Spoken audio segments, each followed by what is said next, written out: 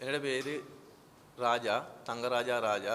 நான் நீர்கொழும்பு மீனவருக்கு சேர்ந்தவர், கடத்தொழில் பண்ணுறவர்.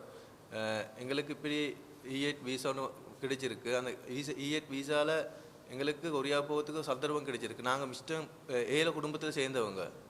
எங்களுக்கு நாங்கள் சிறு தொழில் பண்ணுற கூலி ஒரு 4 நாள் கூலி தொழிலுக்கு போகிறேன்.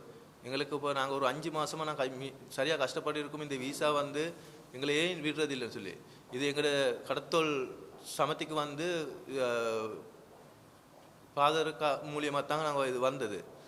ஆனாலும் எங்களுக்கு இந்த என்ன காரணமாக தெரியா இந்த வீசாவை எங்களுக்கு தாராங்கில்ல எங்களுக்கு போகிறதுக்கு. இப்போ வீசா ஒன்று கைக்கு வந்து எங்களுக்கு போக கிடைக்காது. அது சரியான மனவர்த்தமான காரியம். நாங்கள் இப்போ 4-5 மாதமாக தொழிலும் இல்லாமல் கடன் வாங்கி சாப்பிட்டுக்கிட்டு இருக்கிறது.